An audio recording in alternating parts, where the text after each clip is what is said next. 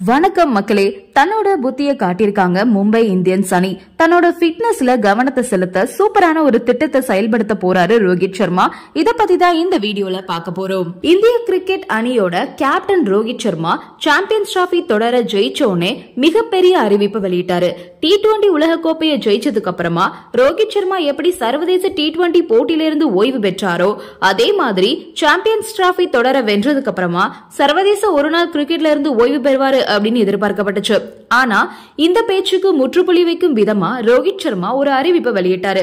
அதன்படி சர்வதேச ஒருநாள் கிரிக்கெட் போட்டியில இருந்து தாம் ஓய்வு பெறும் எண்ணம் இல்லை அப்படின்னும் தொடர்ந்து ஒருநாள் கிரிக்கெட்ல விளையாடுவேன் அப்படின்னும் வதந்திக்கு முற்றுப்புள்ளி வைக்க விரும்பியிருக்காரு ரோஹித் சர்மா. இந்த நிலையில ரோஹித் சர்மாக்கு வர ஏப்ரல் மாதம் வந்தா 38 வயசு ஆயிடும். அடுத்து 50 ஓவர் உலகக்கோப்பை 2027ஆம் ஆண்டு தென்னாப்பிரிக்க மண்ணில நடக்க போகுது. இந்த தொடருக்கு இன்னும் 2 வருஷம் இருக்கிறதால அப்ப ரோஹித் சர்மாக்கு வயசு 40,000. அது வரைக்கும் ரோஹித் சர்மாவால விளையாட முடியுமா அப்படின்னு பல பேரும் கேள்வி கேட்டு வந்துட்டு இருக்காங்க.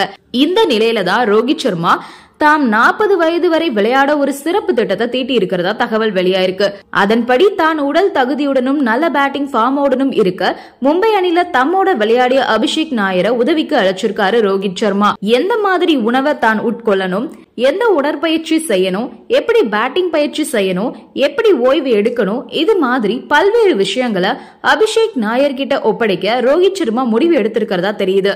இந்திய அணில தற்போது துணை பயிற்சியாளரா அபிஷேக் நாயர் இருந்து வரக்கூடிய நிலையில KL ராகுல், ஸ்ரேயஸ் ஐயர் உள்ளிட்ட வீரர்களுக்கு அபிஷேக் நாயர் உதவி செஞ்சு வந்துட்டு இருக்காரு. இந்த வரிசையில இப்போ ரோஹித் சர்மாவும் இணைஞ்சு இருக்கிறதா செய்திகள் வெளியாகி வந்துட்டு இருக்கு.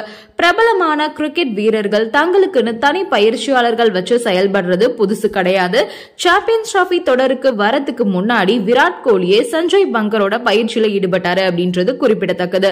சாம்பியன்ஸ் டிராபி முடிஞ்சு ஒரு வாரம் கூட ஆகாத நிலையில ரோஹித் சர்மா தன்னோட அடுத்த குறிக்கோளை நோக்கி போயிட்டு இருக்காரு அப்படின்றது கிரிக்கெட் ரசிகர்களிடையே பாராட்ட பெற்று கொடுத்திருக்கு.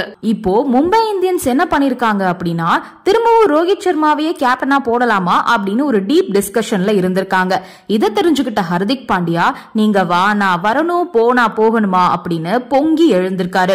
2023 உலகக்கோப்பையில ரோஹித் சர்மா கப்பு வாங்கி கொடுக்கல அப்படின்னு அவசரப்பட்டு MI டீம்ல ரோஹித் சர்மாவை கேப்டன் பதவியில இருந்து தூக்குனாங்க MI அணி நிர்வாகம்.